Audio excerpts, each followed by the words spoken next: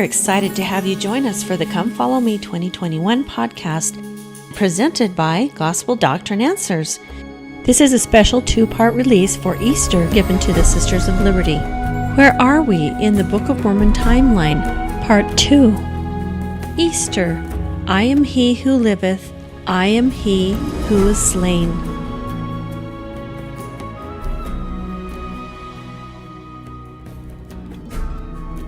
Now we're going to jump into the things that are happening, the signs and so forth. So one of the things that is interesting in the Book of Mormon, right before Christ comes, you have this massive event, right? It has this calamitous event. It basically talks about a terrible tempest and lightnings, and it shook the whole earth, and it sunk into the depths of the sea. Earth was carried up upon a city. The whole face of the land was changed, and highways were broken up. Cities were burned, and cities were covered with earth, and some sank into the earth, and others caused water to come up from the earth. Anyway, it was pretty horrendous, right? And we know, how many of you know about this New Madrid seismic zone? Know about that? Okay, in the heartland of America, underlying the Mississippi River is a massive fault system that basically unleashed in 1811 and 1812.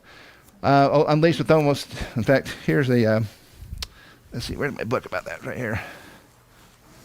Okay, so this is just one, I have about a dozen books about this. This is called The Earthquake America Forgot, 2,000 Timblers in 5 months by Dr. Ray Knox and Dr. Ray Stewart, or David Stewart and Ray Knox. These guys have a combined about 60 years of experience themselves. And basically, they go in, they talk about, in 1811 and 1812 was a series of over 2,000 earthquakes. 3 of those were at 8.0 magnitude or bigger, even though there was no seismometers at the time. Just by the damage reports and so forth, they can actually figure out pretty close to how big it was. It actually rang church bells in South Carolina. It was felt clear up into New York and Pennsylvania. It knocked even the President of the United States had dishes and so forth that were knocked off the shelves from the biggest of these earthquakes. It was felt clear up into Canada and all the way down to the Gulf of Mexico. This was the epicenter. This is where the shaking was felt. Okay. This is a magnitude 6.8. This is from 1895, okay, which is a little bit later. But in 1811 and 1812, this fault let go with the biggest sequence of earthquakes that's ever been experienced that we know of by mankind. It's called New Madrid, was where the epicenters of these earthquakes were stemming from. This is actually the town of New Madrid.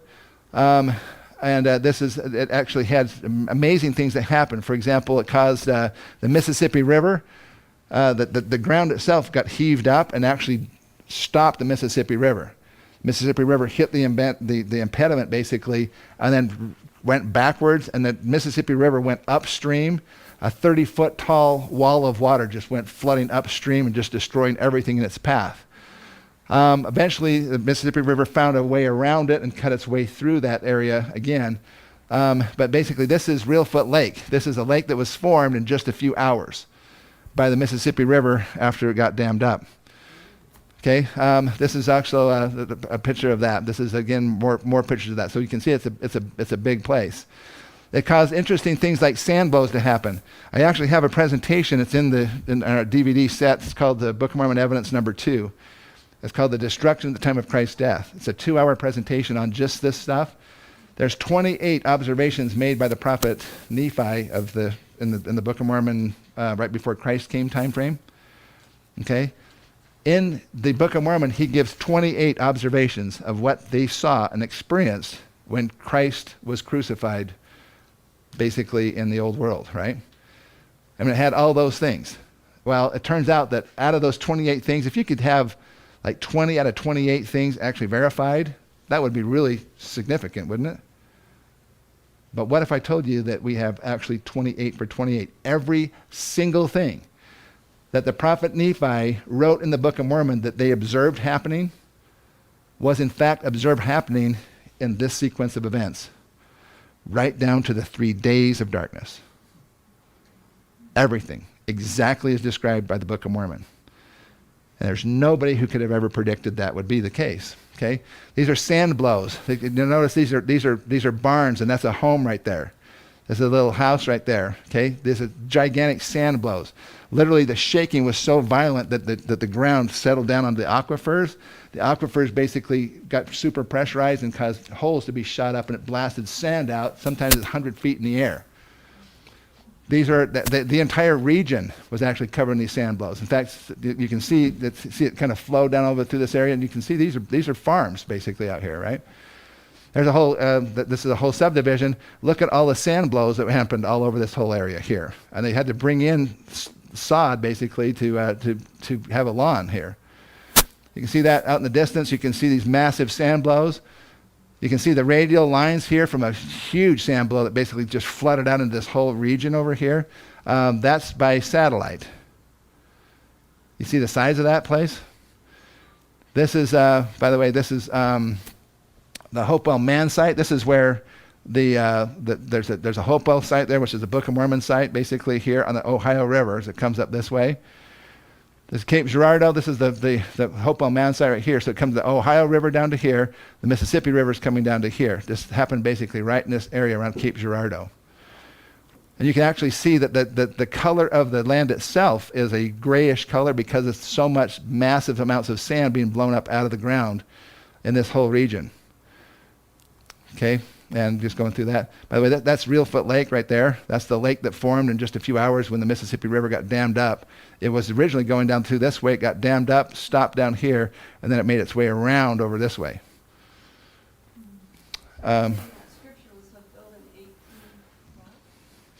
No, basically that there was a similar event that happened in 1811, 1812 that we can use as an analysis point to see if it happened then, could it happen again? And the answer to that is absolutely. I've got there's a History Channel documentary. It's called Earthquake in the Heartland. I didn't bring any with them. They're hard to get now.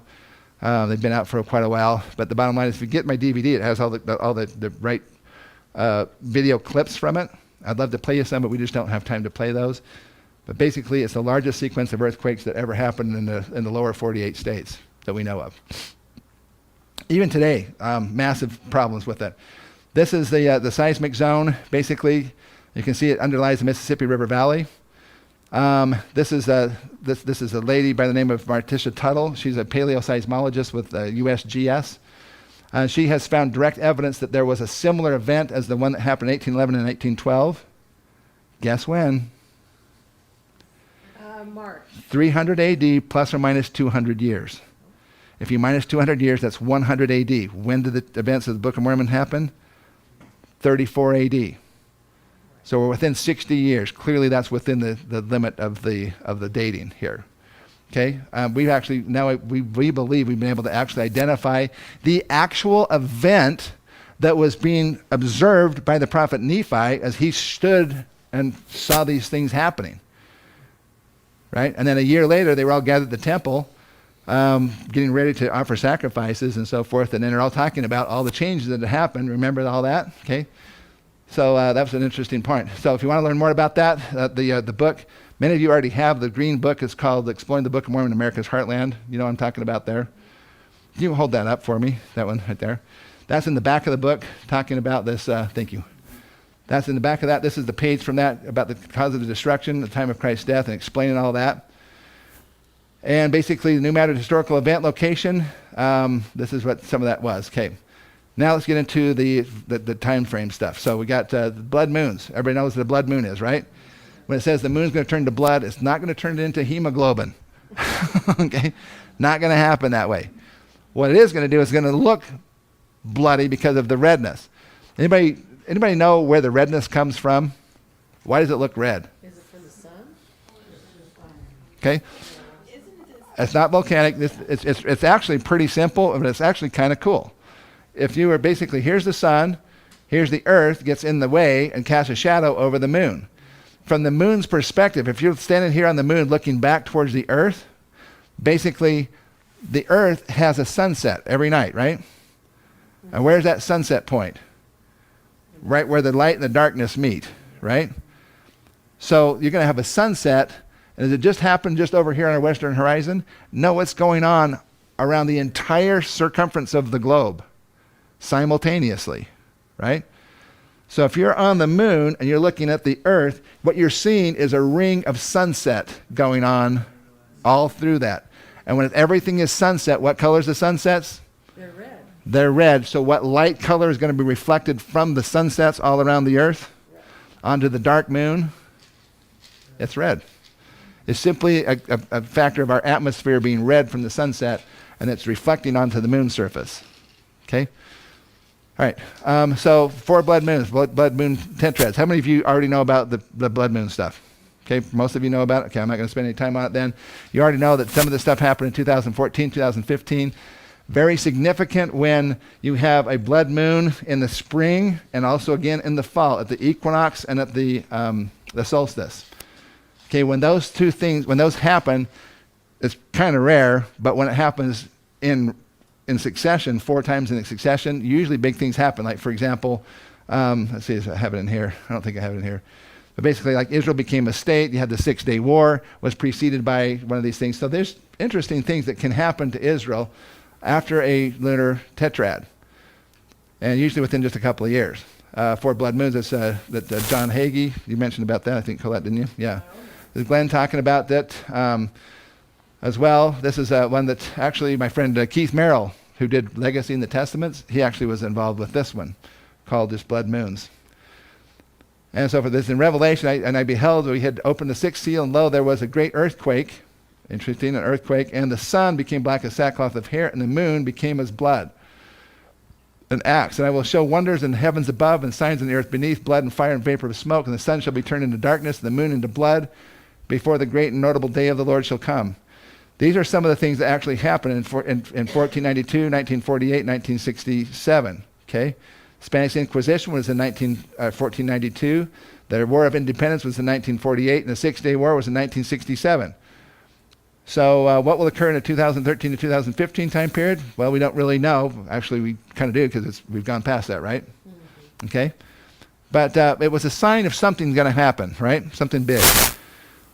So a solar eclipse is the opposite way. Basically, you have the moon now is in between the sun and the earth, and it casts a shadow on the earth. But because the earth is a lot bigger than the moon, basically it doesn't cover the entire earth's surface like the earth does when it gets in front of the moon. Okay, so what happens is basically we have this solar eclipse. This is one I actually took a picture of from Independence, Missouri, actually. But we all know about the August 21st, 2017 solar eclipse. It went from Salem, basically up here, basically crossed a path across the United States from sea to shining sea, across the middle section of the United States. This is kind of what it looks like from a darkness standpoint. This is where complete darkness would be right across this area. Then some percentage of darkness becoming less and less percentage until you get out to here. But you basically see this is going right across the United States. This is another image of it, but I want you to point out right here. This is St. Louis. There's Kansas City right here. Okay, this is blown up on Kansas City. It goes right over the top of an area. What is just north of Kansas City up there? Anybody been back east and seen the church history sites? You know what's up there? Adamandayaman's right there. So this goes directly over the top of Adamandayaman at that point in time. Now this is what it would have looked like basically from if you were standing on the moon looking back at the earth as with the sun behind you basically, and there's the shadow of the moon comes right over the top of North America. When this happens, both promised lands are now in simultaneous darkness because Israel on the other side of the earth in at nighttime, and now the United States in the daytime is now like nighttime, right? And so this is what it kind of looks like with the moon's shadow basically over the earth. Now in 2024, and how many years apart are these? 7 years apart. So 2017, 7 years apart. Okay, 2024 is the next total eclipse of the United States, and interestingly, it goes the opposite direction. It basically goes in from Maine, it goes across New York, and all the way down here and goes out through the bottom of Texas. Okay, how many of you already know about this too? Okay, but one thing I want to point out that you probably have never heard before, in fact, I would guarantee it pretty much. This is where it's going. So Buffalo, by the way, what's close to Buffalo, New York? Palmyra, yeah, Niagara Falls, but Palmyra and the First Vision, and then it goes right over Ohio, right over the top of where the first temple of this dispensation was built. Then it goes right over here down to the bottom point of Illinois, and then off down through this area. This area right here is right where those earthquakes happen. The 1811, 1812 sequence of earthquakes, okay? Now this is the total eclipses in 2017 and 2024. And interestingly enough, has everybody ever paid attention to where they cross right here? Actually, it's not Missouri. It's actually the southern tip of Illinois. You take Illinois right here, it's the southern tip, a little bit on the western side of the southern tip of Illinois. Now this is coming down, again, there's Rochester, New York. That's where basically, the Hill Cumorah is at right here. Cleveland, Kirtland is just north of there, a little ways right here. So it's going right over the top of those. You'll have a beautiful view of this eclipse if you're standing on top of the Hill Cumorah when this happens. Yeah. It's going right through the middle of Bountiful. In fact, if our geography is right, basically it's going to go right over the top of Ohio down here. You see Ohio? There's Columbus, Ohio. Okay. Newark, Ohio is just to the north and just a little bit to the east of Columbus. And it's basically in that shadow. Why do I say Newark? Because Newark, Ohio is the greatest temple complex in the history of the earth. It's still there today. 4 square miles, and the entire plan of salvation is encoded in those ancient earthworks that date back 2,000 years. They have the entire plan of salvation. I don't know if we've probably never talked about that. It's just too much to talk about. Okay, but the bottom line is that everything from the pre-existence to the veil to the earth to a direct route to a vicarious route that leads to, these are all with sacred symbolism, with circles and squares and octagons, and this is 4 square miles in extent. There is no other religion on this planet that can even begin to explain this massive earthwork that's over, like I said, 4 square miles is how big it is. 2 miles square. Is that the mound builders? That's the mound builders, yes. And if we ever had an opportunity, in fact, if you watch some of the podcasts, the podcasts are going to cover all that stuff. It's just absolutely stunning. Because every single part of the plan of salvation is in there in the right order. You know what the possibilities of that are, for statistically speaking? It's like probably 1 in millions that somebody could just happen to do it, and they just happen to do it just right, in the right order, with a celestial, terrestrial, telestial kingdom. It's amazing. Okay, but that's coming down here, okay? So we think that was probably the temple in Bountiful. And if it was the temple in Bountiful, then what happened there? Yeah. This is where the two of them actually meet. This little area right here, you see where Cape Girardeau here and Cannondale, okay? This is the Mississippi River coming down here. The bottom of Illinois kind of looks like a bottom of a tooth. It has like 2 teeth right here. There's Paducah, Kentucky, and then it goes up on the Ohio River over here. So it basically creates, this whole area is surrounded by these rivers that are basically a mile wide, each one of them. So this is a very big defensive thing. If you had rivers surrounding you, you wouldn't have to worry about being attacked, except for on one side right here. In the Book of Mormon, so there's Carbondale. If you take a close look, there's a okay, you can see that the city of Carbondale. You can't see it very well, but there's some water works over here. Oh, there it is. Okay, you see there's kind of a big lake right here, and the X happens just south of that lake. This is Carbondale up here. There's the lake right here. And so the X actually happens about right there, according to NASA. The closest city to that is this one down here. It's called Maconda, Illinois. We actually go to Maconda, Illinois on my tours. Has anybody here been on my tour? Okay. Yeah, so we go to Maconda, Illinois. Why do we go there? Because this is the place where Laconius, just before Christ comes, the Gadianton robbers have gotten so bad and they've overrun so many people that they have to move out of their cities. They move out of Zarahemla. They move out of Bountiful. They basically say they join in the center of their lands with what? 7-year supply of food. That's right where I'm at. And then they go south, right? If Zarahemla is in Iowa, and if Ohio is where the land Bountiful is, then they would have been coming from Ohio and from Iowa into the center of their lands, which would have been Illinois. And it says they went south. If they went to southern Illinois, they have an amazing place where they could actually defend themselves better than any other place in the United States of America. They're surrounded on 3 sides by a river. All they have to do is defend one side. Interestingly enough, the ancient Hopewell mound builder culture that lived in this area back in the Book of Mormon time frames, they built 43 ancient fortifications all across the bottom of Illinois. Aren't those the ones that Wayne May shows? Yes. Yep, right here. The Shawnee National Forest, it comes right in here. This literally is right on the border of where those fortifications are located. Okay? In fact, this is in our book, the Annotated Book of Mormon. If you have that, it actually shows you here. These are the fortifications along the bottom of Illinois, right here. Interestingly enough, this is where the X happens. Isn't that fascinating?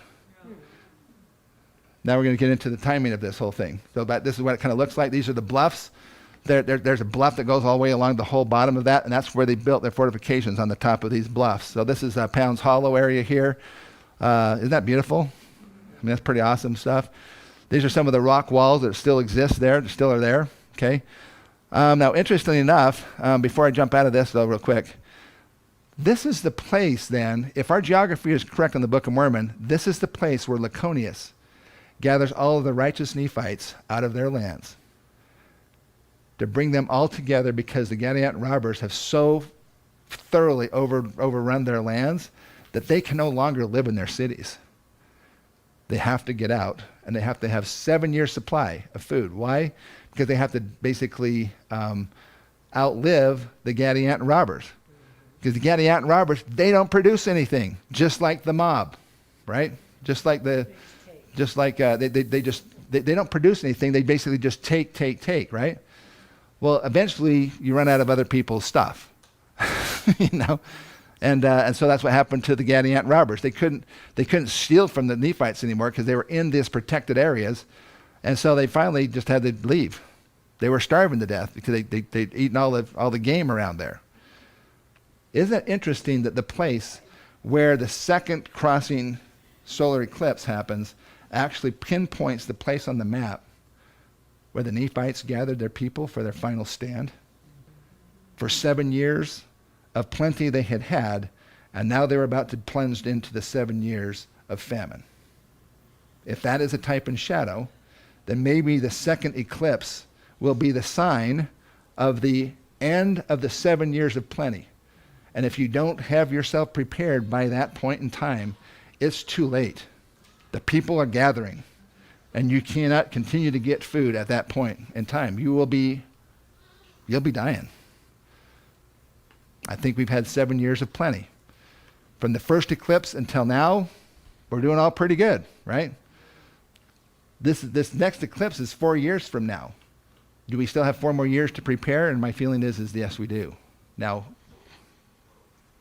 I'm not a prophet here, okay? If a prophet says something different, go with him, okay? This is speculation, but it's based on some pretty solid things. In fact, what I wanted to tell you was all these books I have sitting up here, these are just some of the books that go to bear on this research that I'm about to share with you, the timeline stuff. Okay, so we need to get through this really quickly, but bottom line is that this isn't just, I've talked to Jody Stoddard. She's really a sweet gal. I think that there's a couple things that are missing in her timelines. I think it's a little too close, but that's my opinion versus her opinion, and so forth. I think she does a big service, though, for people to kind of at least look into this stuff, right? Because we're told a lot of times to say, well, you shouldn't really look for the mysteries and so forth. Well, that's baloney. We're actually commanded to study the mysteries. And you are the Sisters of Liberty. You know that probably better than most people do, for sure. Is that 2024 eclipse? What's that? Yeah, it's back to, well, I'd say, so now interestingly enough, this right here, this is that New Madrid area, but these are just the earthquakes that have happened in the past 6 months. Wow. This area is still very active. They say on average, the New Madrid has a tendency to have a big one about every 200 years. And they can actually show that in the archaeological record, in the geological record. They can actually see, because when this happened, they had these huge sand blows. It really jumbles things up really bad. About every 200 years, there's another one of these big ones that come out on an average. The last one was in 1811 and 1812. So let's see. 200 years. Oh, yeah. And not only that, but brothers and sisters, get this, though, for a second. The New Madrid seismic zone seems to have a weird tendency to be a precursor to Christ coming to our country. It went off big time right before Christ came to the Nephites. It went off big time right before Christ came to a young prophet by the name of Joseph Smith in a sacred grove in 1820. Could it be that it may also be a precursor to Christ's return again to America? And if it did, I can guarantee you that it will bring America to its knees in a millisecond. Because all of the major arteries that go up from gas lines and natural gas and so forth, all of those run right up through this area. A major earthquake would cause massive destruction. Most of the bridges crossing the Mississippi and Ohio rivers are not hardened to more than about a 4 or 5 earthquake. These had magnitude 7s and 8s. There's only about 3 bridges, and they've actually been desperately trying to rebuild many of the bridges that could actually take a 7 to 8 magnitude earthquake, because they know it's going to happen. It's just a matter of when. And if that does happen, it's going to be pretty devastating. This is the Palestine Post. The state of Israel is born. This is, by the way, Jerusalem. This is on May of 1948, when Jerusalem became a state. U.S. opens its embassy in Jerusalem, recognizing the city as the true capital of Israel. And when did that happen? May 2018. How many years is that apart? 70 years. 70 years, almost to the day of when that happened, right? A true capital. President Trump announces U.S. will recognize Israel as the capital. Why is that significant? Because where is the temple going to be built? Yeah. Well, the temple in Jerusalem. So this is actually the coin here. So you can take a look at it. But this is the temple coin. When you buy this temple coin, the money goes to basically help to prepare the Jews to build their temple. So if you want to, I'm going to pass that around, but it's pretty cool. But it has Trump on it. On Cyrus, on the coin. Yeah. Now these are some of the resources that I have personally used in my studies, and this has been many years ago. Anybody ever heard of Manuel Velikovsky? Okay, awesome guy. He wrote a couple of books. One's called Earth in Upheaval. Another one's called Worlds in Collision. That's the one I read there. And then Ages in Chaos. But this guy was a Russian-born Jew, and he basically turned into a Christian.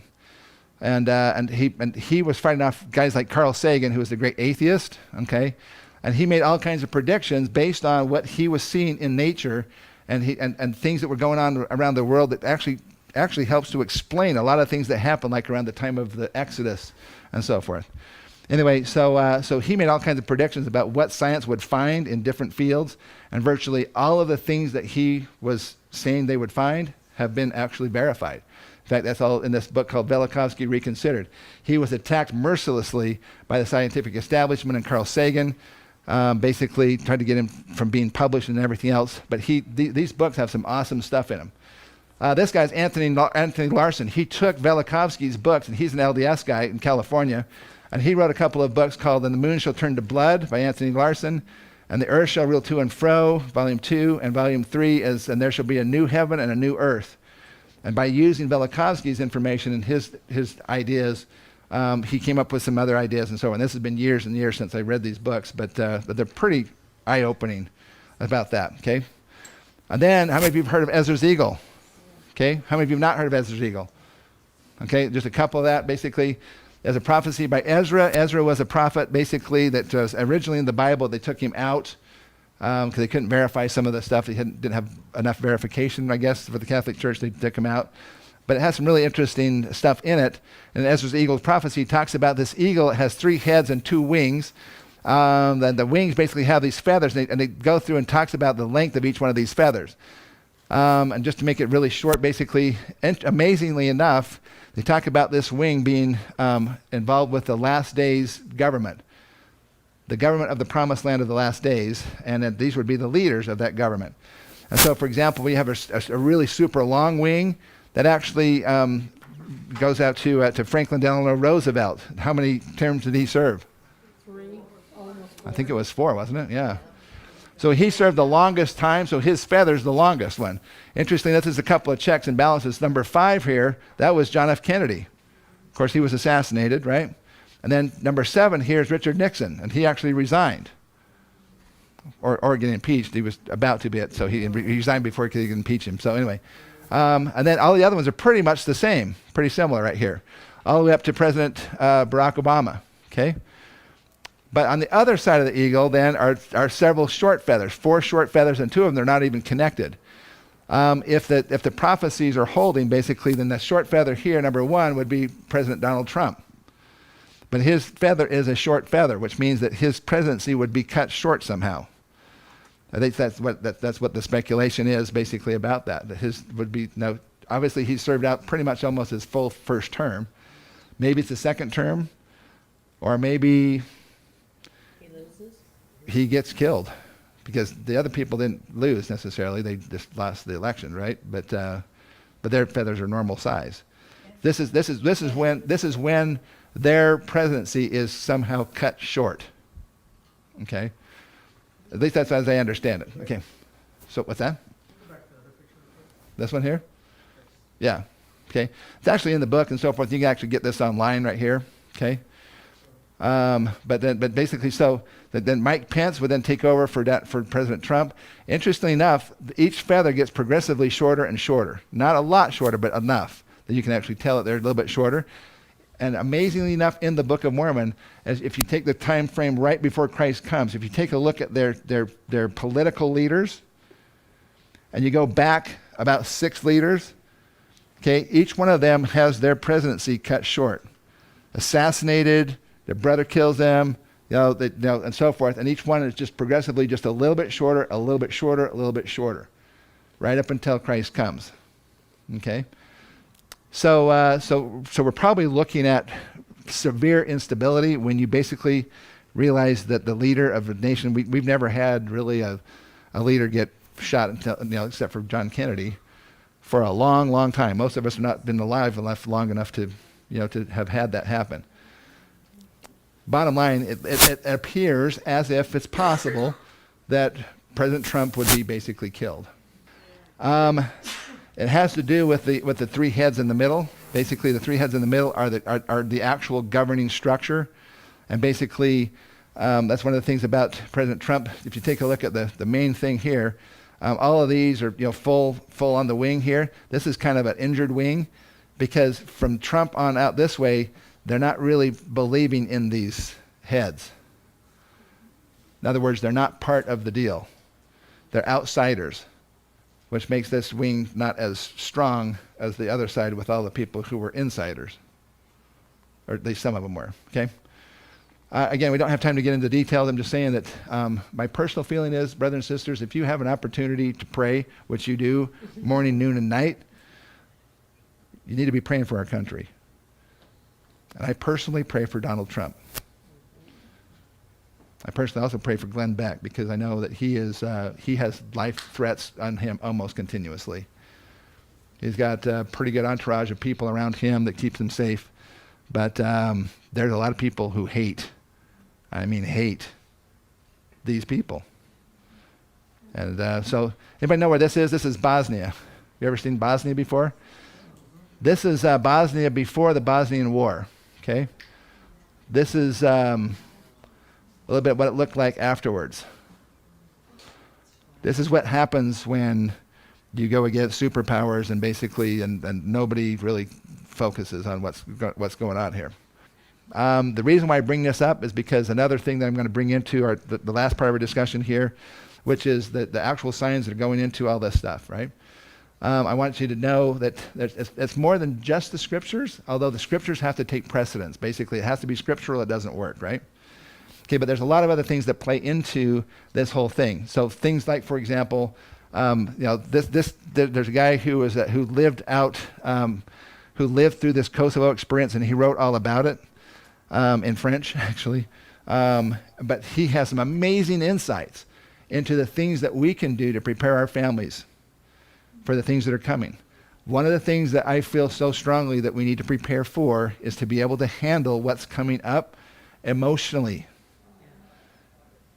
Because we are a nation who, most of our kids have never even seen a chicken killed. Death is not something that we're used to seeing. And destruction is not something that we're used to either. And when death and destruction comes to your backyard, some people, they just can't deal with it. They just lock up and they're going to die.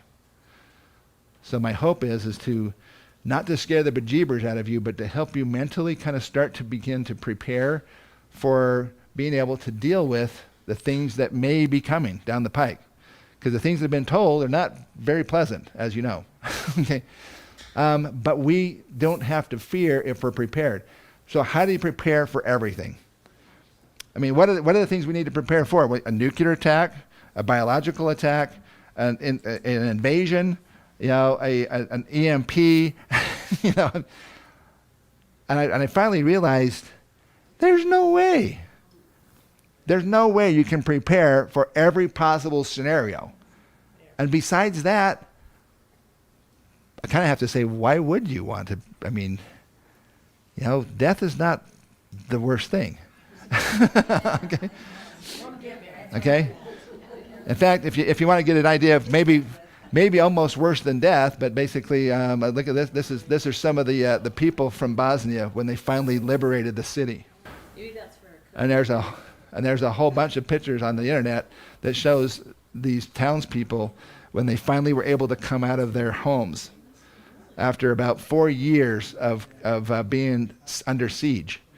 If the Book of Mormon is correct, then there's going to be a siege against the good people, right?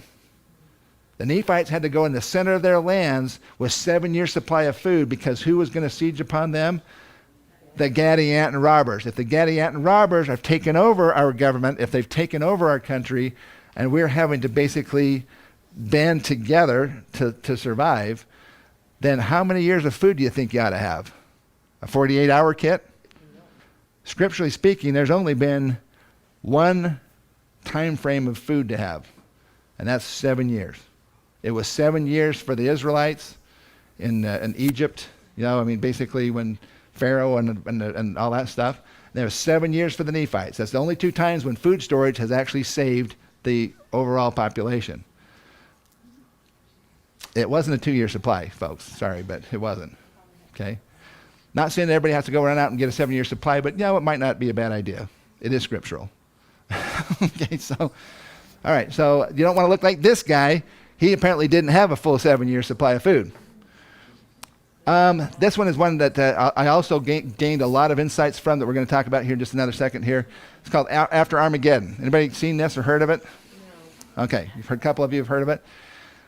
I got to tell you, I hesitate to tell people about this because it's depressing. Okay, let's just say it how it is. It's just dang depressing.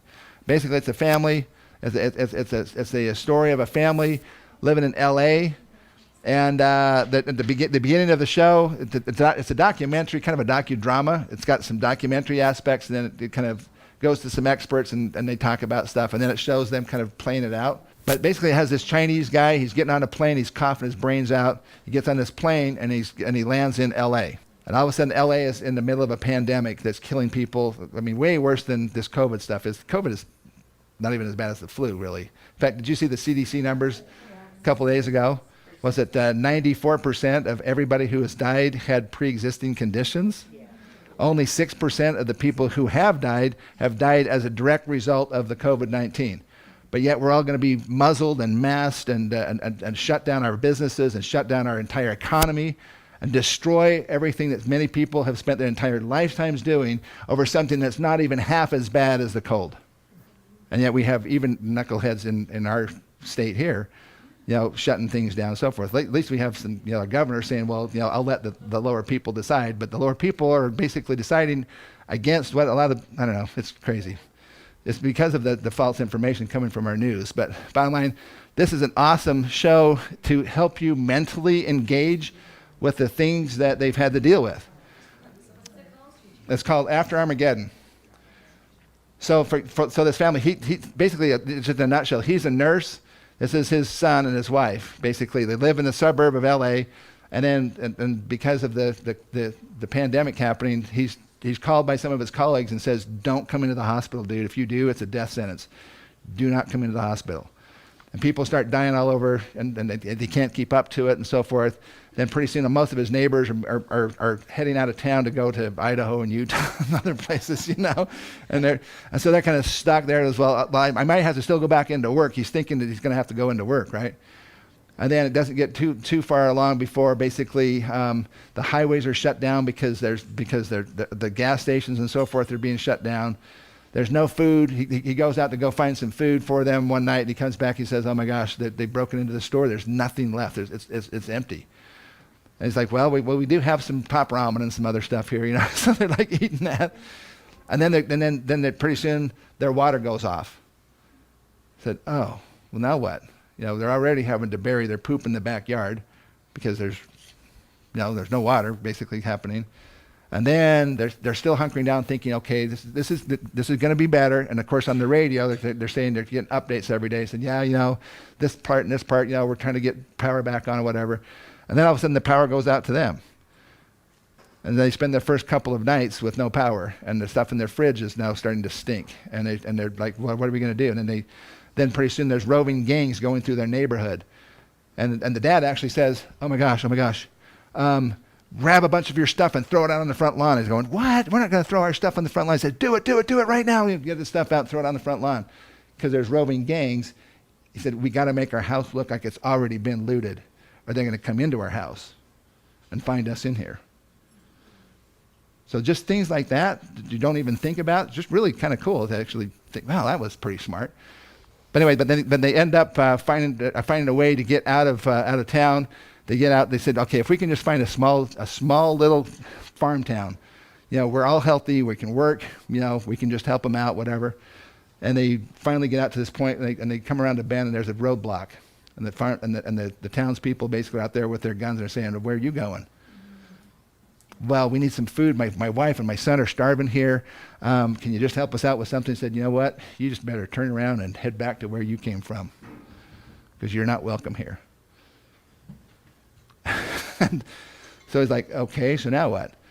Anyway, so bottom line is that he goes, kind of shows kind of the humanity of the situation too, because as they leave to go back, there's a guy on the side of the road. He's been beat up and so forth, and they stop, and they have only 3 bottles of water left for the 3 of them.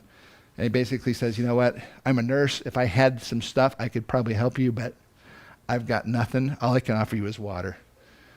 And his wife was going, why are you offering our last water bottle? Kind of thing. He said, well, you know what? We're all going to die anyway. I'm just going to help this guy. So he goes back, gives the guy a drink of water. They spend the night in the desert, basically. He kills a snake, and the son won't eat it. I'm not eating no stinking snake. Yes, you will eat this snake. Kind of thing, They get into altercation because it's, just the stress levels are just off the charts.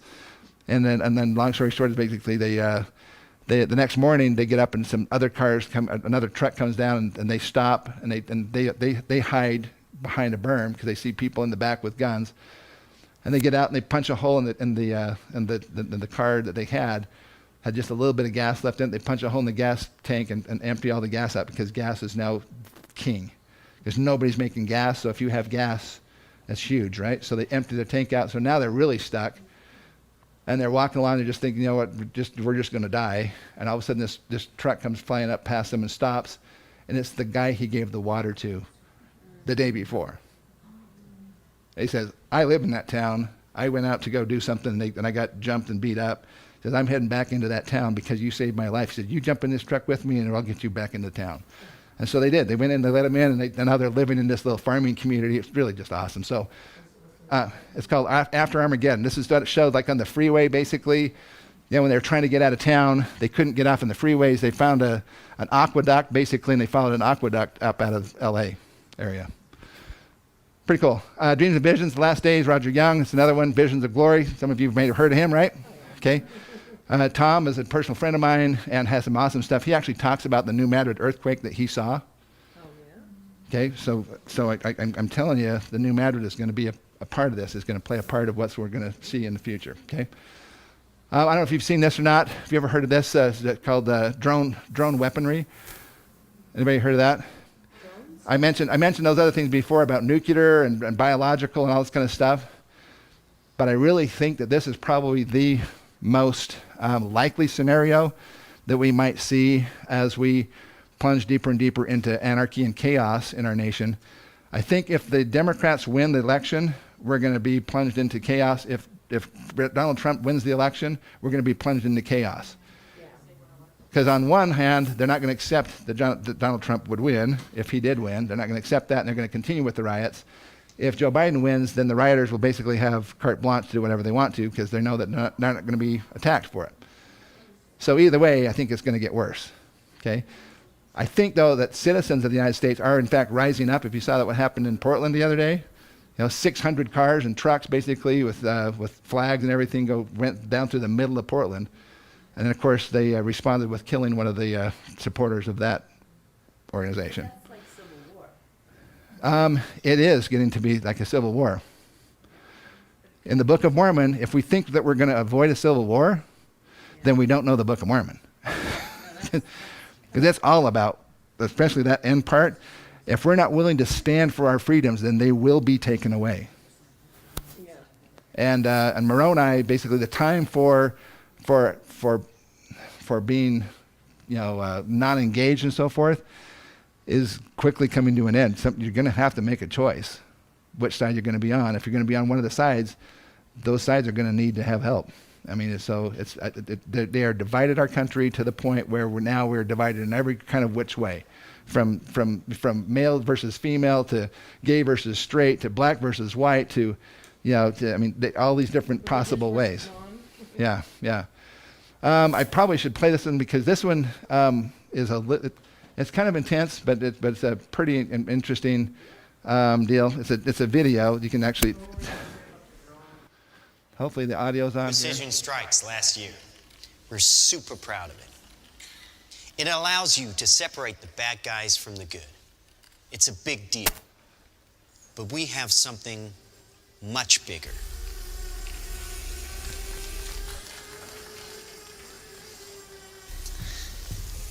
Your kids probably have one of these, right?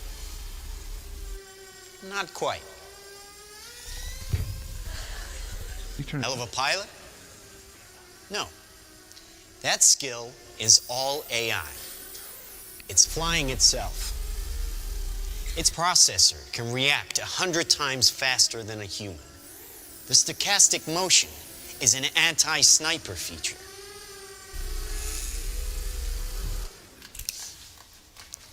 Just like any mobile device these days, it has cameras and sensors. And just like your phones and social media apps, it does facial recognition. Inside here is 3 grams of shaped explosive.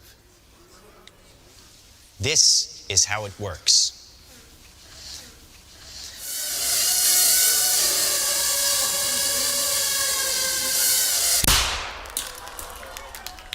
Did you see that? That little bang is enough to penetrate the skull and destroy the contents. They used to say guns don't kill people. People do. Well, people don't.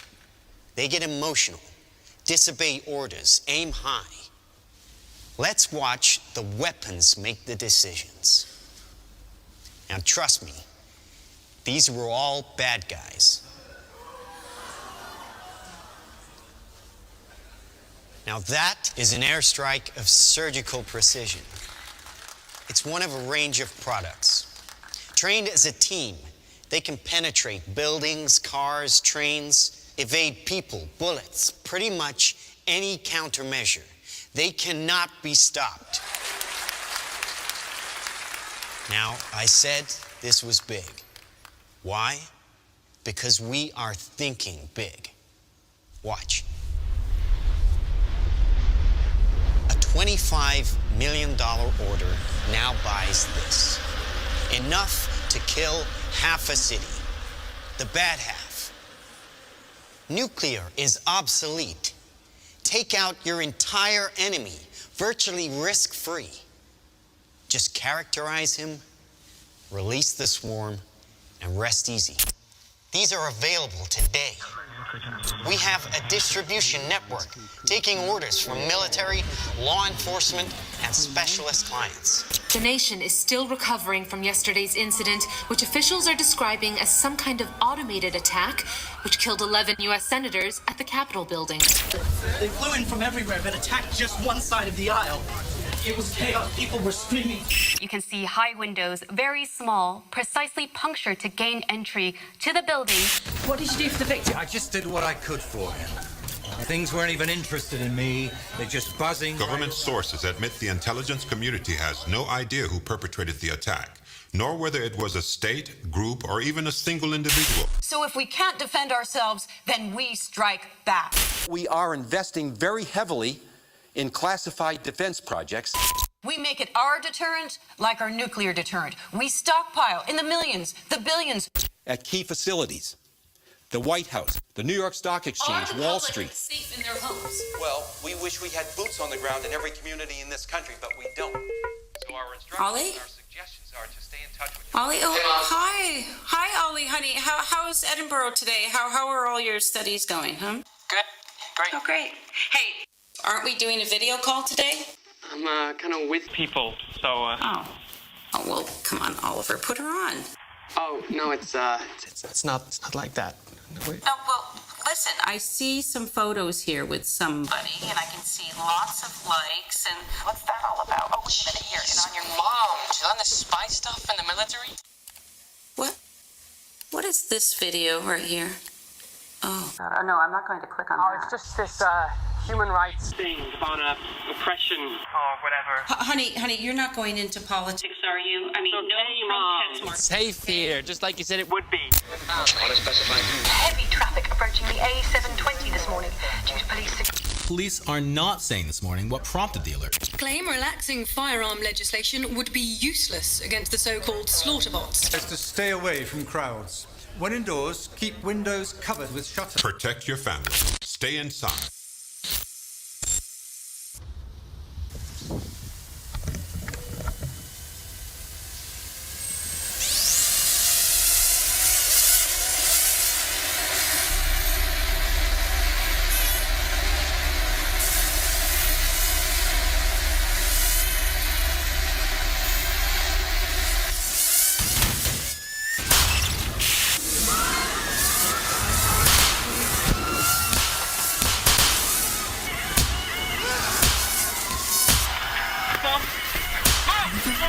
Can you hear me?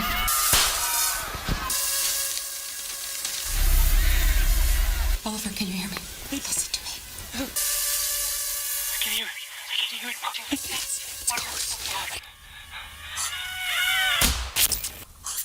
Authorities are still struggling to make sense of an attack on university campuses worldwide, which targeted some students and not others. The search for a motive is apparently turning to social media, and a video shared by the victims exposing corruption at the height. But it's far from surprising. The weapons took away the expense, danger, and risk of waging war. And now we can't afford to challenge anyone, really. It's not even the smallest fringe group or a crank. Who could have done this? Anyone. Dumb weapons drop where you point them. Smart weapons consume data. When you can find your enemy using data, even by a hashtag, you can target an evil ideology right where it starts.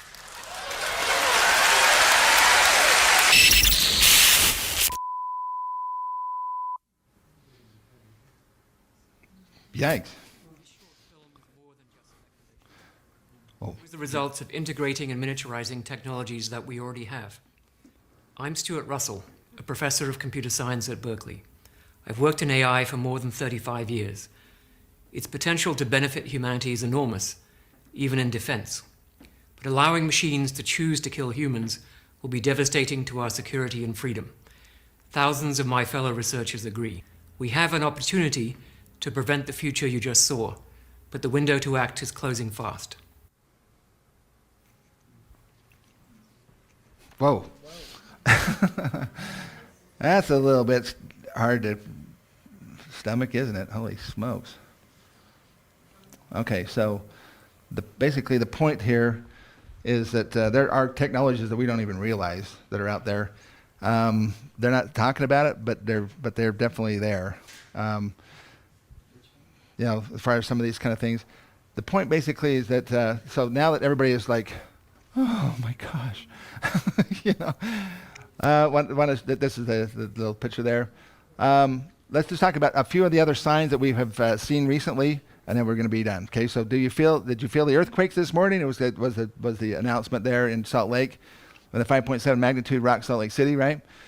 Basically in this general area right here. Okay, and within about an hour of the earthquake, I had people sending me pictures of the top of the temple. I was like, whoa, that's amazing.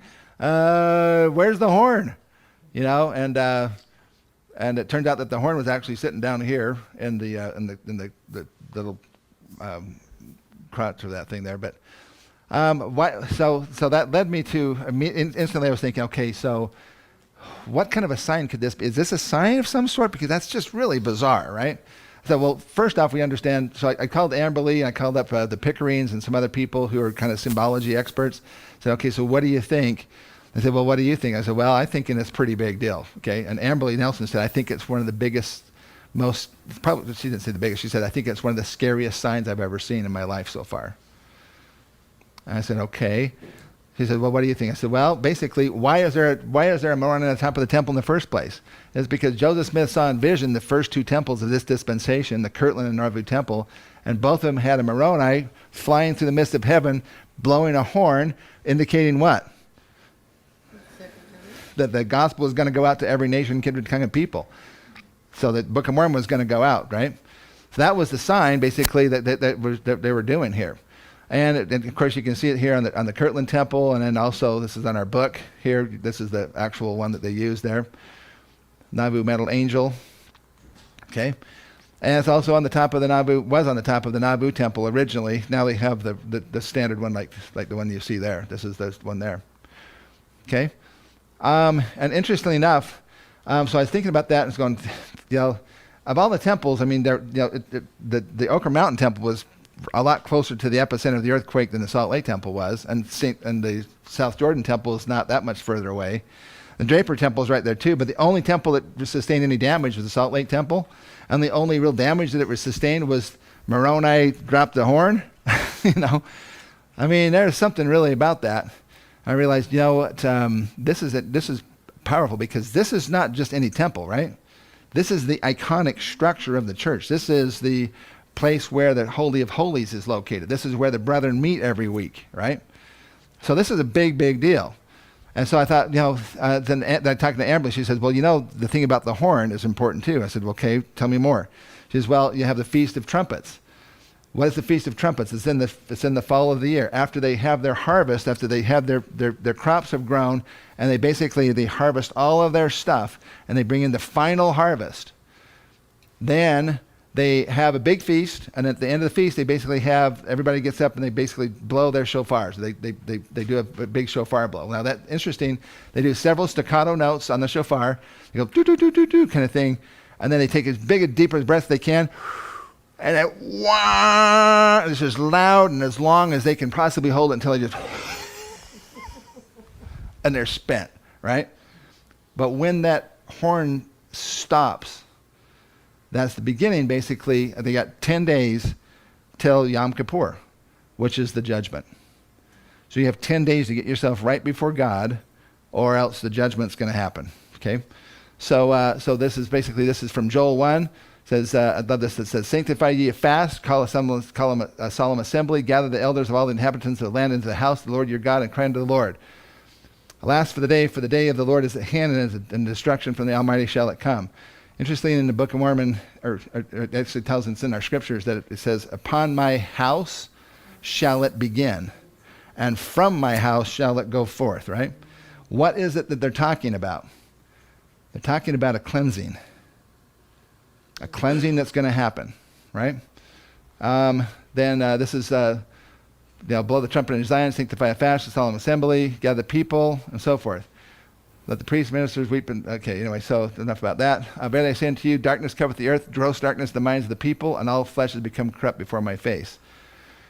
And upon my house shall it begin, and from my house shall it go forth, saith the Lord. It's in section 112. This is the coming of the Lord. This is Wilford Woodruff. He talked about this as well. He says, when the missionaries lay up your wheat and other provisions against the day of need, for the day will come when they will be wanted, and no mistake about it. Things to feed them and ourselves when famine comes. So he says, the missionaries of the church will be called home, and the Lord will preach his own sermons to the people.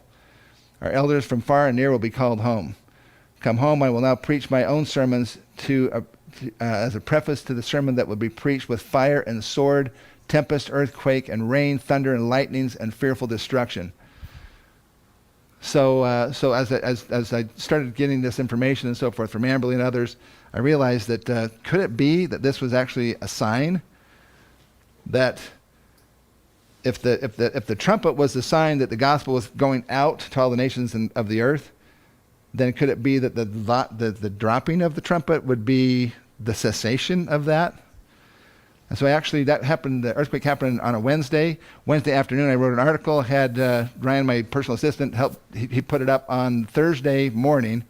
And in the article I said, it looks to me like this is a sign that the mandate to take the gospel to every nation, kindred, tongue, and people is basically at an end. Now I had a little bit of background information on that. As I understand it from a good friend of mine, this is, and he actually verified it, but I believe it was Elder Ballard had gone back to California in like November or October sometime last year to a single adult conference. And as he spoke, he basically said that the church has fulfilled its mandate to take the gospel to every nation, kindred, tongue, and people.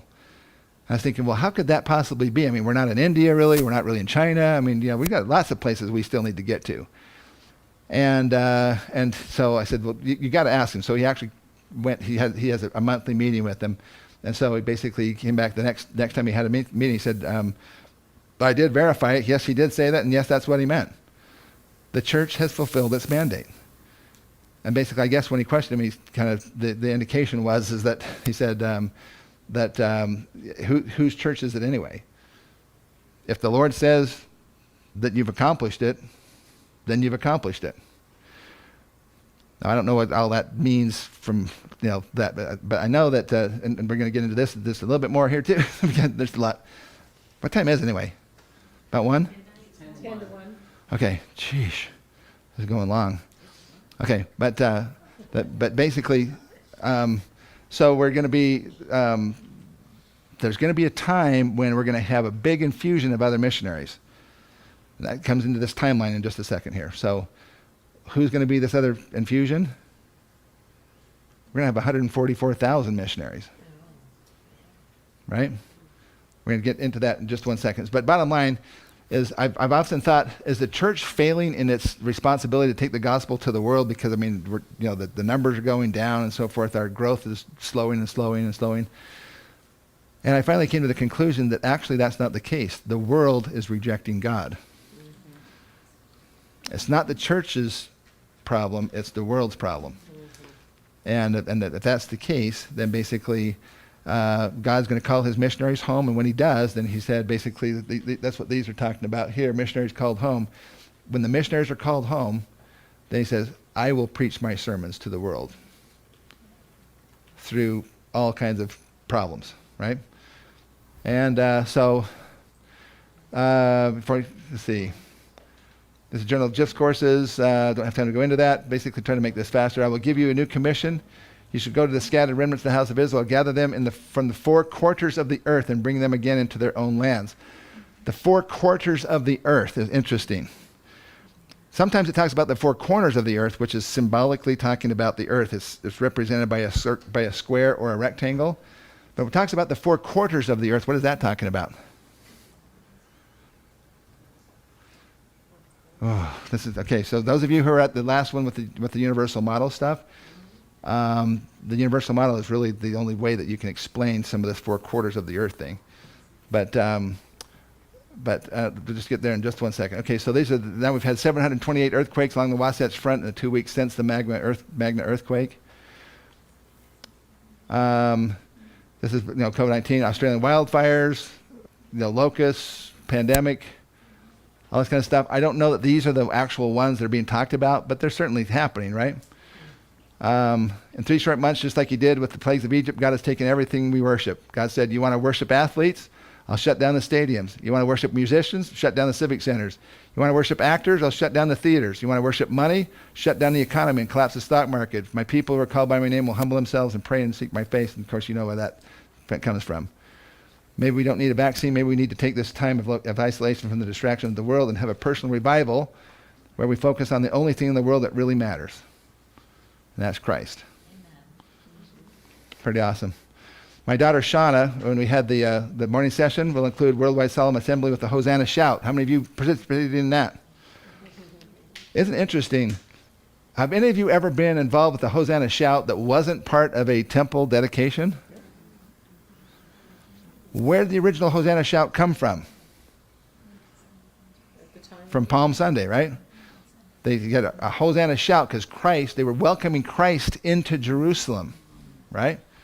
When we do the Hosanna Shout, we're welcoming Christ into our temples that just was recently, had just been built. Did you ever think about the fact, where were you when we did the Hosanna Shout this time? Were you at a stake center? At a church building? At a conference center? We were in our homes. And what are we doing when we're doing the Hosanna Shout? We're welcoming in the Savior. We're welcoming Christ into our temples, into our homes, and into our hearts and into our lives. That wouldn't have happened if we wouldn't have been on a COVID lockdown, right? We'd have been all over our churches and all over the conference building and so forth. But instead, we were all in our homes. I don't think that's a mistake. I think that's exactly how it's supposed to happen. My daughter Shauna shared this good insight. She said, I felt strongly that the Hosanna Shout at the end of this conference is as important and symbolic as it was as we do for a temple dedication. Only this time, instead of a physical building, we are dedicating ourselves, our physical tabernacles, as temples, as the pioneers. 2 weeks ago, Moroni's trumpet fell. Last week was our worldwide fast, and tomorrow is our solemn assembly. That was one of the tweets I got. And now we're finally into the final day time frame here. Okay. This, by the way, is from the Pickerings, Rhonda and Farrell Pickering. If you already know about some of their stuff, I just want to share with you the reason why I picked their stuff is because of with all of my research, this actually kind of matches the closest to what I feel like may be a possible scenario. We're not trying to say that this is the scenario, but there's scripturally some pretty good backing for this, and I think you'll see also some pretty good logic too. But there's also going to be signs along the way that are going to be like sign markers, and you'll be able to know if this is actually accurate or not. So you don't have to really just take it all in one lump right now. So you probably can't see a lot of that, so I made it a little bit bigger so you can see this left-hand side of it. You have the blood moons going on over here. We specifically did not put any dates on this because we're not trying to identify a date. We're actually just trying to identify how these different time periods relate with one another in the whole sequence. You have to understand that there's an overall sequence, and that is basically there has to be 3 cleansing, 3 woes are talked about, right? What are the 3 cleansings? The first that has to be cleansed is what? We just talked about it. From my house. So what's going to be cleansed first? The church, okay? What's the second thing going to be cleansed? The Gentile nations. What's the third thing that's going to be cleansed? It's the Jews, okay? Those are the 3 primary cleansings, as I understand them, that we're going to be going through and that we're going to need to look at. So basically, if we have the blood moons, that's basically heralding that something big is coming up, right? Then we have, they have another complete solar eclipse, basically, that was in 2017. They have the blood moon over Jerusalem on July of 2018. And then you basically have 7 years going on before you have the second eclipse happening. The one in 2024. So these are year figures here basically, right? Okay? So there's going to be signs in the heavens that are happening as well, and the Pickerings can talk to you more about that. But let me just kind of go quickly over this. So this is where the first year basically starts here. We think this could be when the second eclipse happens, the 2024 eclipse, that would begin. So we've had 7 years from 2017 to 2024, that's 7 years. That's 7 years of plenty. We can still get food. We can still buy toilet paper. I mean, is that pretty amazing or what? Okay, so there's 7 years of plenty, basically. And then that's going to be preceded, or not preceded, but it's going to be followed by what? 7 years of not plenty. Okay, 7 years of holy cow. Okay? And that basically is the cleansing of America, the Gentile nation. As America goes, so will the rest of the world. When America goes down, the rest of the world economy will go down with it. Okay? So the bottom line is that you have about the first 3.5 years. I think the persecution within the church by members of the church is probably going to get really, really bad. Already we've had situations just over masks in the church houses. There's actually been some wards that everybody got together for the first time. Some people were wearing masks, some people weren't. The people wearing masks were saying, you know what, you are being inconsiderate. You are not taking into our, whatever, and you need to leave. You need to get out. And it got so bad, actually, that I've heard of bishops had to basically just shut down the whole thing and say, okay, everybody go home. We're going to have 1 week we'll have masks, and 1 week we'll have no masks. Okay? Anybody heard that going on? Yeah, it's been happening, okay? So bishops have a real weird line to go to. But anyway, so bottom line, I think that just people are going to just get kind of weird for the 3.5 years. On the 4th year, Again, we're not trying to focus on the years. We're just trying to say, okay, these are the time frames kind of thing. But basically, you can do the math. If you just go to 2024, it's basically right here. That's the eclipse is basically what I think, and the Pickerings and lots of other people think, that's probably the sign of the beginning of the 7 years of famine. The reason why I think that personally is because that's where the two of them come down together, and that's right where Laconius had his people gathered together to prepare them for what? The 7 year onslaught and siege that's going to be placed against them in the lands of the Book of Mormon. In the center of the lands. Not in the same way as that one is, because they were way over there. We're mostly over here. I can tell you about some of my personal speculations here in just a minute. Let me just kind of get through the timeline part of it here, and then we can just go into some questions and stuff. But basically, so then you got another 3.5 years of basically cleansing of the America. Okay. Now, what do I think is going to happen in this time frame? Basically, I think we're going to see probably a new Madrid earthquake event as a probability. I don't know if that would be at the beginning or towards the end of it. Might be at the end of it. Personally, because of the dreams and visions stuff that I've read, and all these books up here have played into all of this. So I've actually got about 15 different areas of research that I do that play into this whole thing. I'm kind of trying to bounce around in my brain, try to see how this all works together. Basically, what I kind of foresee is that the rioting will continue.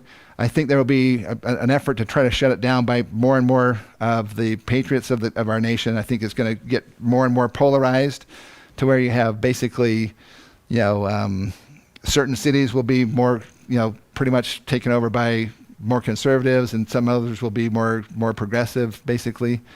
I don't know exactly how that works, but the bottom line is I think that eventually things get bad enough that the government can't any longer really effectively shut it down. And so they're going to basically go to the United Nations and ask for help. The United Nations said, yeah, we'll help you out. Russia, we need you to come in and shut down the insurrections going on in the eastern part of the United States. China, we need you to come in on the western side and put the insurrections down there. It's only just going to be for a short period of time, just enough to get these cities back under control, and then we're out of here. But when the cities get back under their control, they're going to say, why would we leave? We have bases here now. And that's when basically America is going to go, we've let not only the camel in the tent, but I mean the whole herd is in the tent. Okay? And I think that then we're going to have some serious warfare going on in the United States. I think that's when the prophecy about they will call for the boys from the mountains.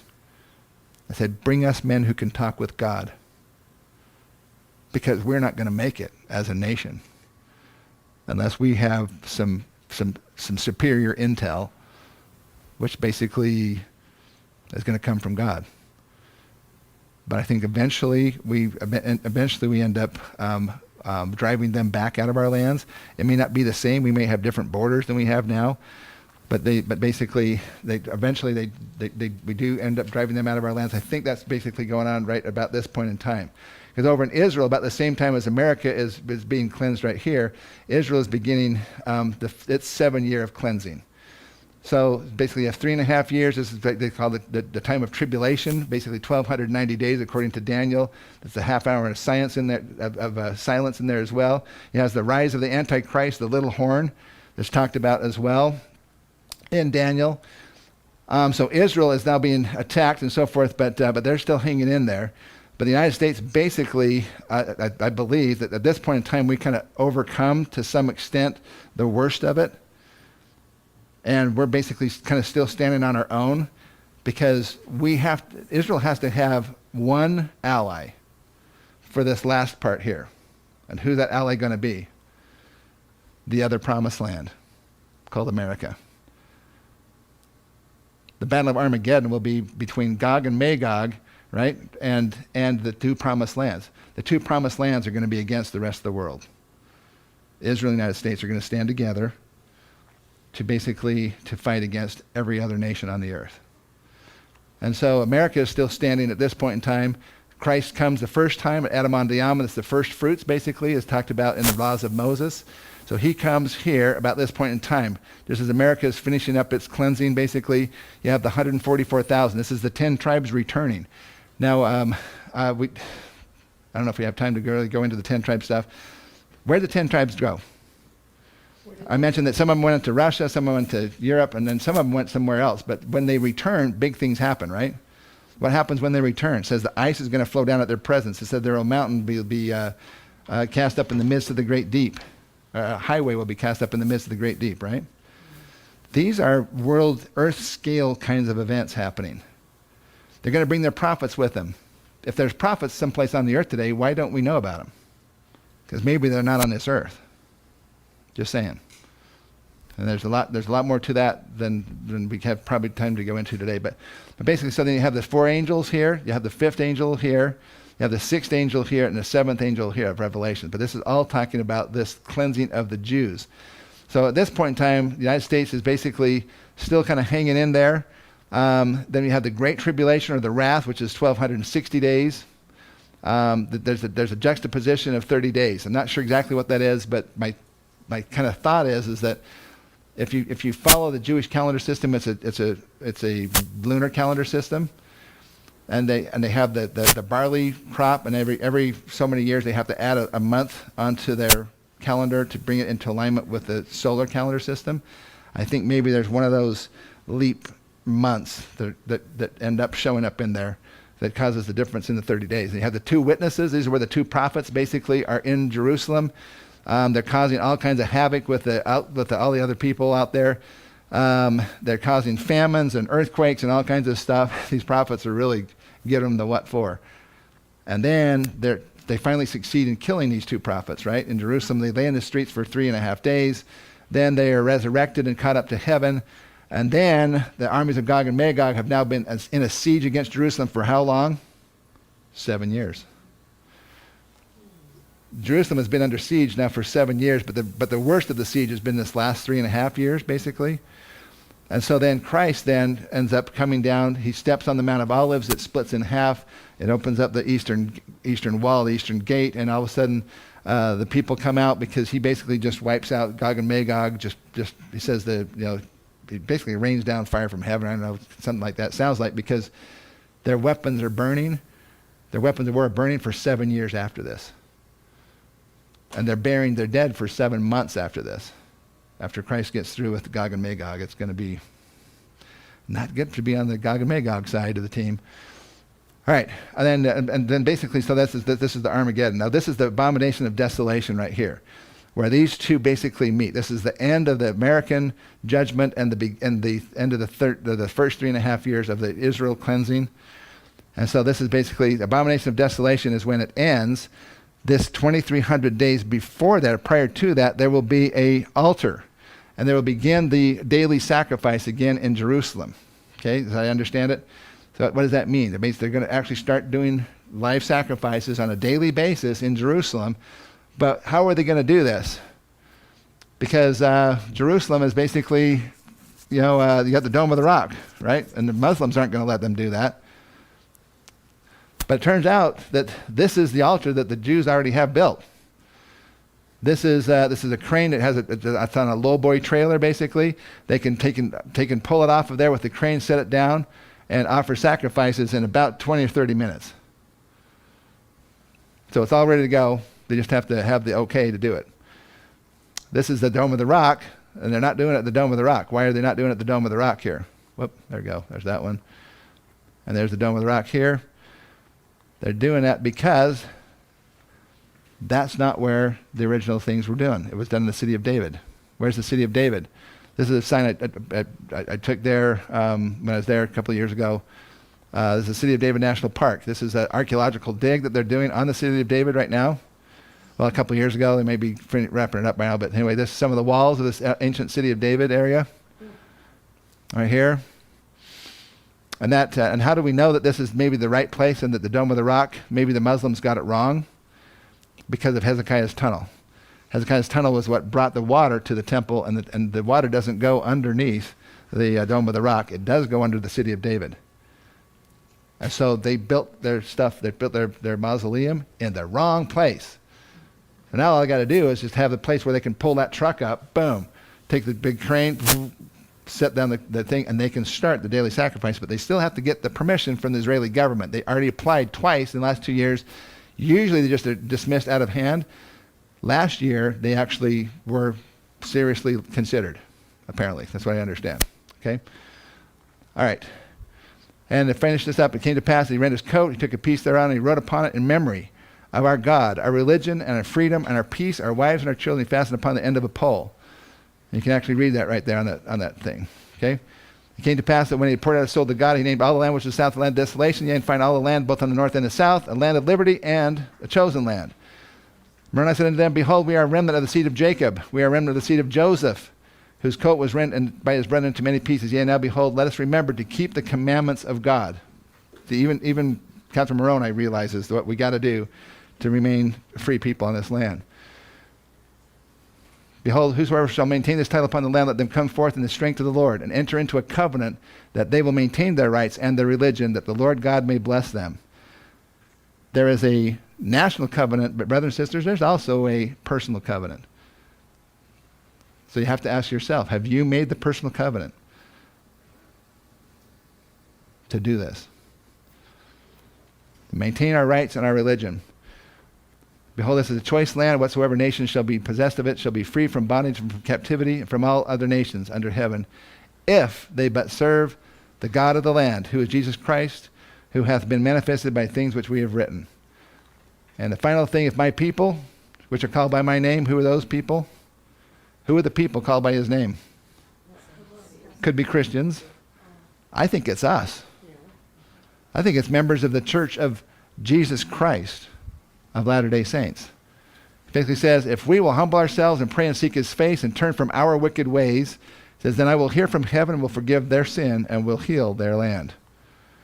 So if God is all you have all you need, right? So so that's basically as far as, if you want to, that's my website and email and so forth, if you want to get that. Just to finish up then real quickly, thank you for your patience. Now, I'm sure you got lots of questions, and I have a lot of things I would like to tell you about. I showed you that stuff about Bosnia and so forth because there was a guy that basically, and he has some really great information to be able to help understand kind of the sequence of events that went. Like at first, when it first started happening, most people didn't believe it. And then finally, it took a certain amount of destruction before people started to realize that this is never coming back. And then, all of a sudden, then chaos ensued. And then he said guns and ammo was the number one thing to have. You could trade with it, you could protect yourself and so forth. He says after a while, though, guns and ammo became less and less important because ammo became more and more rare to find, and a gun's pretty much worthless without ammo. So then it became any kind of commodities you could have, any kind of things. If you had something you could burn, he says, that, this place gets cold, that we burned everything. He said, you won't believe the kind of stuff that you can burn. when you're really desperate and you're freezing to death. There's one guy he had bought 2 containers of Bic lighters, not containers, but 2 like cases of Bic lighters right before this all broke out. He said that guy never had any problems with food or clothing or shelter or anything. He had anything he wanted anytime because he had a Bic lighter that he could sell. Okay, just little things like that. He said we never went out in the middle of the day because there were snipers outside. So everything we did had to be at night, and we had to basically go and trade with other people. And you got to kind of know which apartment complexes were the good ones and which ones were the bad ones. And we made deals with our people within our complex to basically, look out for each other, kind of thing, because we're all going to be in this together, right? So he was in these big, tall buildings, and basically, so they had secret passwords and so forth to get in or get out, and they started to learn how to do subsistence farming. And that was really hard because they had to do most of the planting and the harvesting at night when they couldn't really see very well and you couldn't really use flashlights, so they just had to hope that they had a strong enough moon and so forth. Anyway, it's really interesting to see how all this kind of played out. But they survived. He was one of those people that survived it. And so he has some really good insights on what kind of things you can do. I've got actually, I can tell you how to get to that, okay? So it's called Words from a Bosnian Survivalist. It's online. Words from a Bosnian Survivalist. It says, I'm from Bosnia. I've talked about how the city was blockaded by the army for a 1 year. Life in the city turned into total crap, he says. Gangs started destroying everything. Hunger and cold. He talks about ammunition, candles, lighters, antibiotics, gasoline, batteries, and food. He said we fought for these things like animals. Said men became monsters. It was disgusting. Strength was in numbers. A man living alone got killed and robbed would be just a matter of time, even if he was armed. So the best thing to do is have lots of good friends and neighbors that you can count on, that you can trust, that they trust you, and you know who they are by sight. There's all kinds of just little things like that he just has some really good information. Because we can't really prepare for everything. There's too many scenarios. Yeah, it was actually translated from French into English. This is in English. So, he says there's no more police.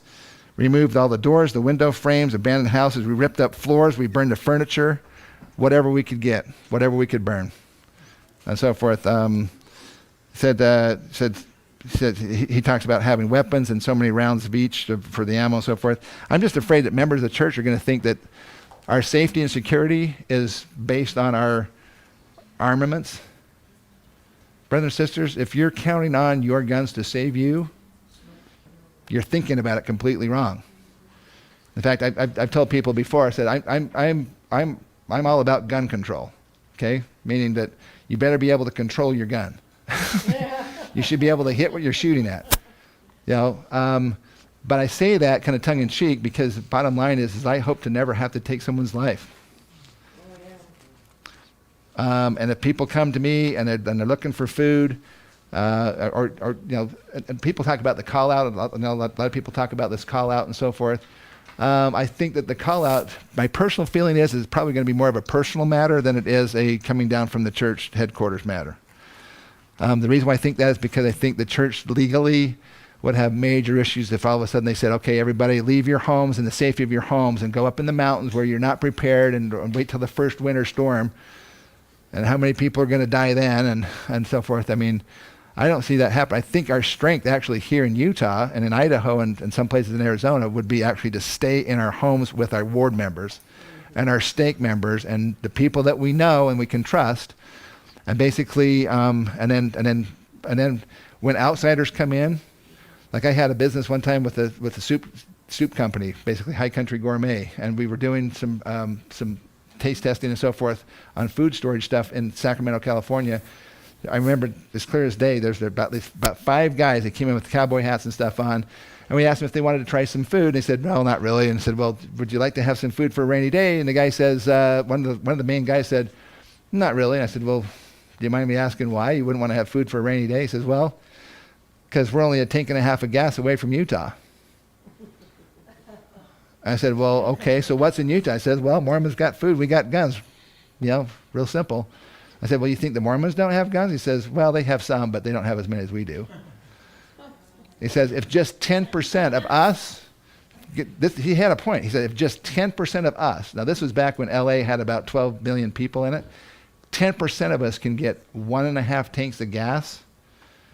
That's 1.2 million people in Utah at the time when Utah only had about 900,000. This is probably 8 or 10 years ago. He said, we'll just overrun it. And that's only if 10%. What if 20% come?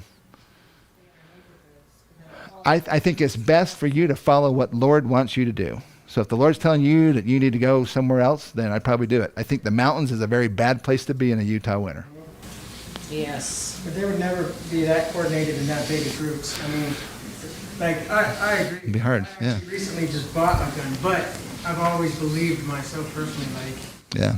If, you don't need a gun. God, if you pray, he'll guide you, through anything, whether it's to hide out here or, Yeah. you're not needing a gun. My thought pattern about that, though, has been God never does really kind of work that way. Basically, just say, you know what, I just won't do anything and God will take care of me. Moroni had his armor. Moroni had his sword. He used it. I mean, he killed people and that kind of stuff. He didn't want to. He didn't like taking lives and so forth. But, yeah, exactly. So have some survival stuff and be able to protect yourself and your family. But that's what I'm kind of saying here, and that's what this guy's basically talking about here. Make friends. Have people that you can trust, because you can't stay awake 24/7 either. That was another problem they had.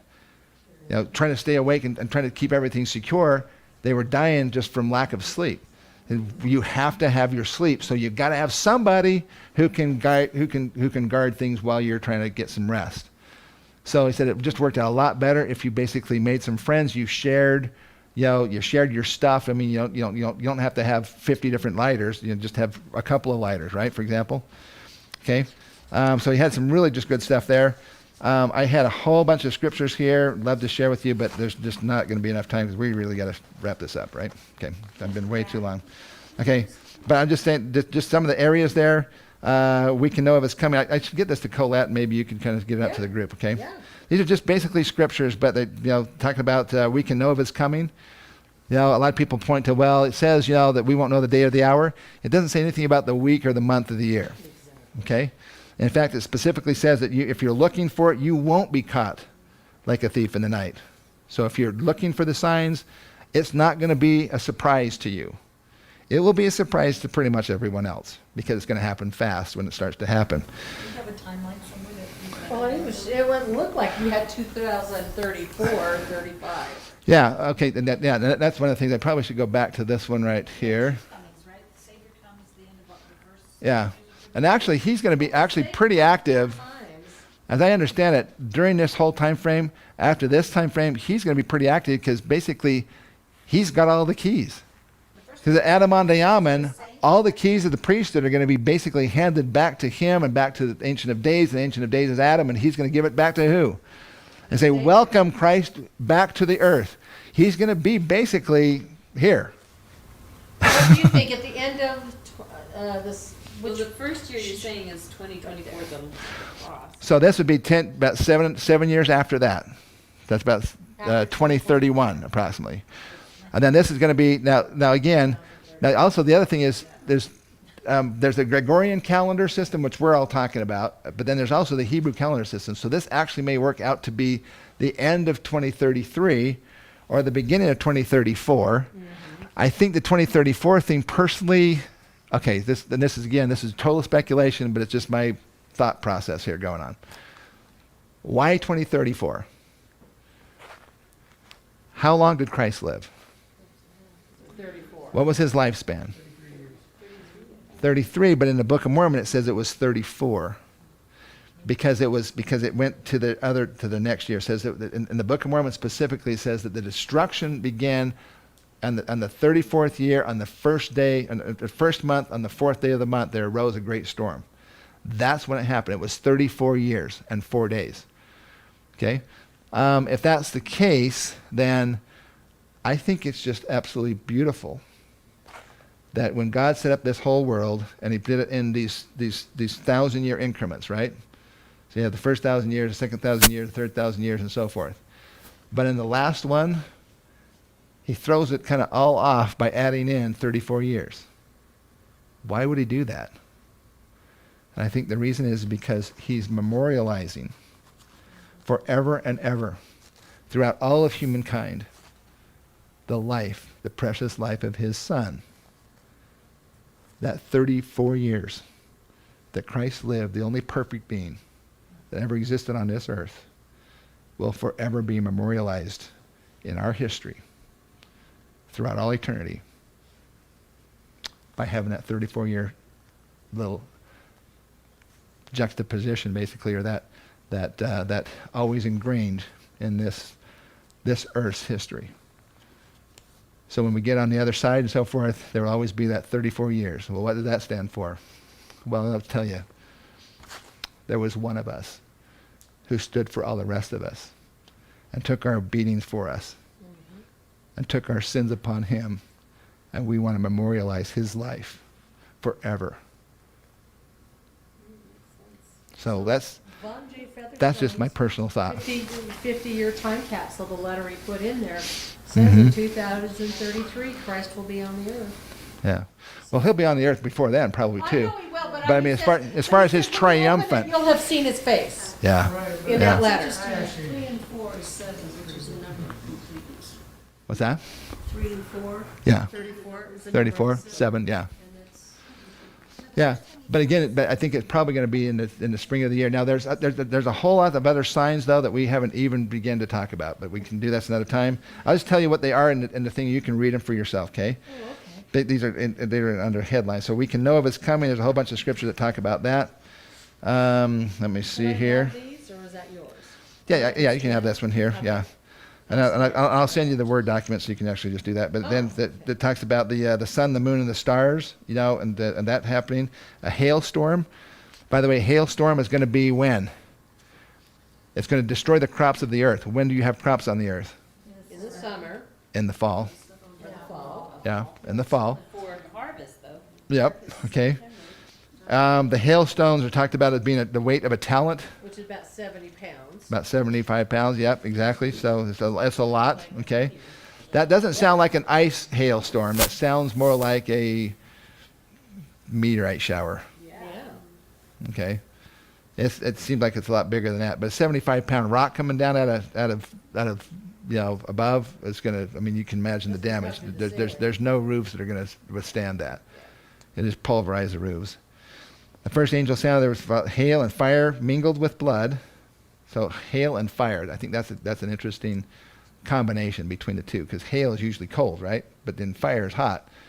So I think that tells you that it's not a hail of ice, it's a hail of other stuff. They were cast upon the earth, the third part of the trees were burnt up. The establishment of Zion basically happens, okay? Then you have the 144,000 high priests coming from the 12 tribes, which means that the 10 tribes have to return.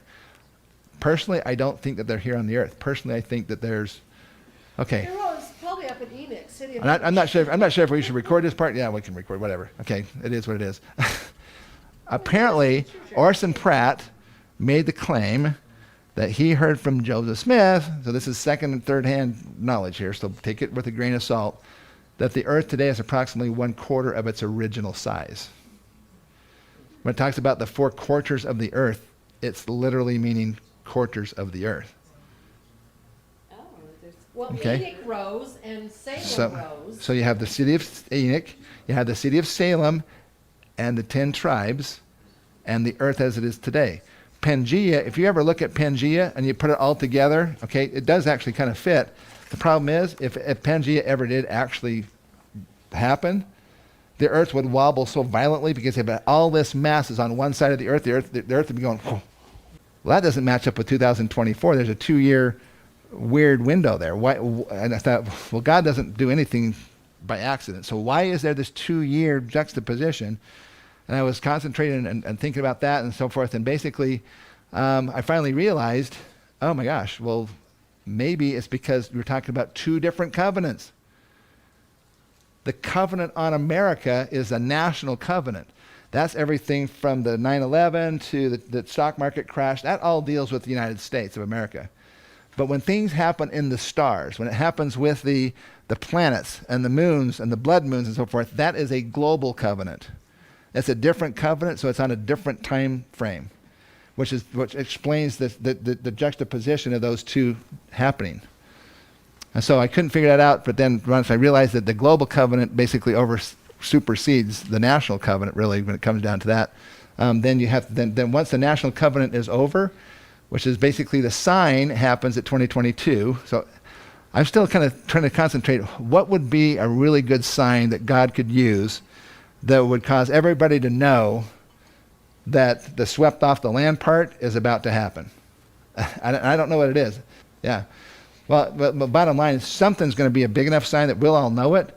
And I think that the Lord has given us 2 years to kind of realize that this is about to happen. And then 2024 is I really think that that's our cutoff date.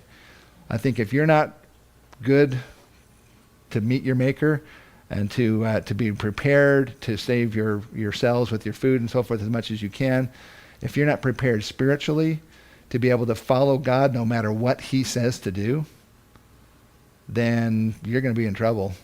Then I think that's going to be the end of the time frame to be able to prepare.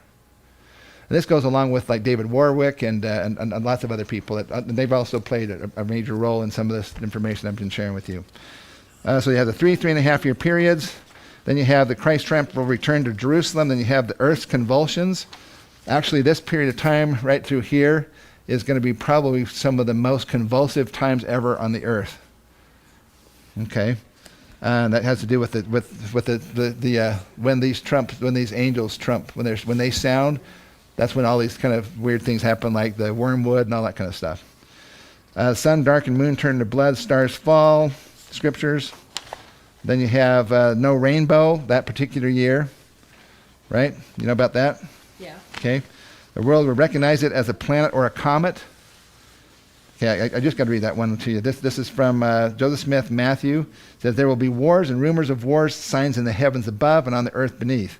The sun turned into darkness and the moon to blood, earthquakes in diverse places and seas heaving beyond their bounds. Okay? There will appear one grand sign of the Son of Man in heaven. But what will the world do? They will say, it is a planet, a comet, etc. So what's coming? The world's going to think it's a planet. Are they going to be surprised when that planet is inhabited with people, and those people come off and go, oh, by the way, yeah, we came from this planet. Early on, we were the people from the city of Enoch. Yeah, Enoch was our guy. Yeah, this is us. We're here. Thank you for saving a place for us at the table. The city of Salem people, and then the city of the 10 tribes people. Anyway, righteous are not all going to be spared.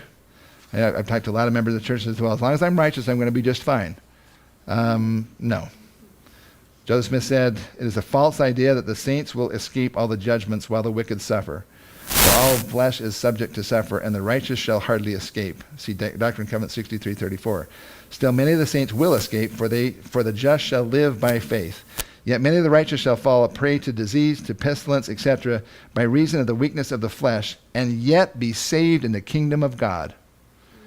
So just because you die or you succumb to a sickness or you get shot or something else happens to you, doesn't mean that you're a bad person and that you weren't worthy. Okay, there was lots of worthy Nephites who died in those battles. Yeah, but I think most of our prophets have lived the words of wisdom, and they all have died so far. So, my point is that everybody has their time, you know, and you're going to live exactly as long as you're supposed to live. It's one thing I learned when my son died. You know, basically, is that we all have made covenants and so forth in the pre-existence, and we're going to live exactly how long we're going to live. So, Why live scared? You're going to live as likely as long as you're going to. Live as if God gives you every single day as a gift, and then just do it. And just go out and serve God. Massive earth-scale events happen. If you're prepared, you will not fear. Let's see, great star in heaven, blah, blah, blah. Okay. This is from Doctrine and Covenants 101, verse 35. And all they who suffer persecution for my name and endure in faith, though they are called to lay down their lives for my sake, yet shall they partake of all this glory. Wherefore fear not, even unto death, for in this world your joy is not full, but in me your joy is full. Therefore care not for the body, neither the life of the body, but care for the soul, for the life of the soul, and seek the face of the Lord always. Then in patience ye may possess your souls, and that ye may have eternal life. That's what it's all about.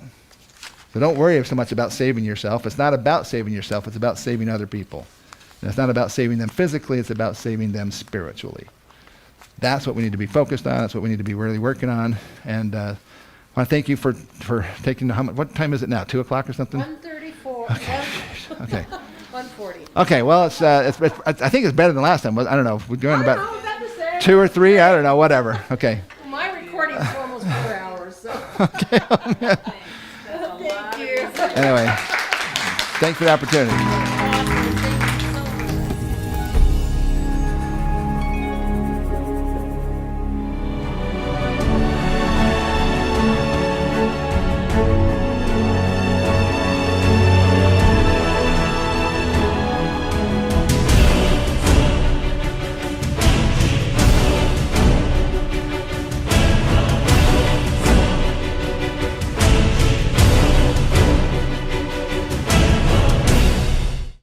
There's great news for all of you annual subscribers to the Book of Mormon Evidence streaming site.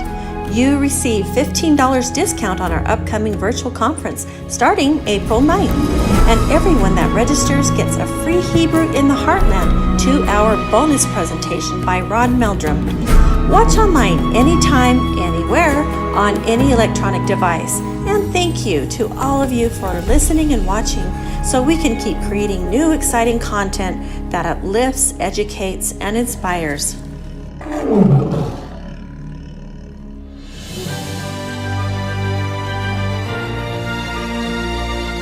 Don't miss the 27th International Book of Mormon Evidence Conference.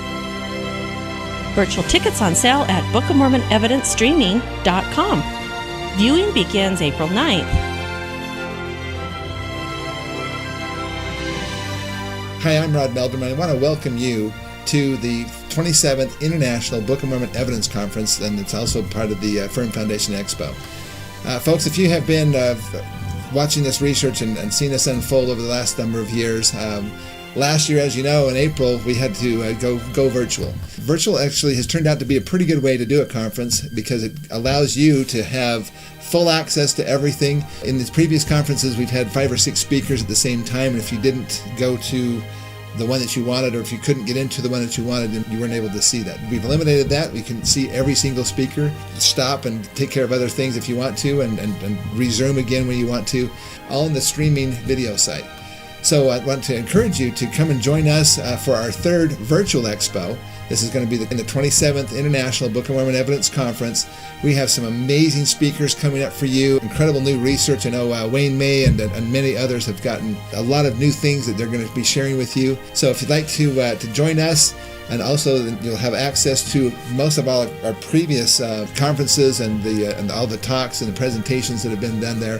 It is the largest repository of information and research on the Book of Mormon that's ever been assembled. So please join us, come and check out the expo, and I think you're going to really enjoy it. Don't miss the 27th International Book of Mormon Evidence Conference. Viewing begins April 9th. Yearly subscribers get a $15 discount at bookofmormonevidencestreaming.com.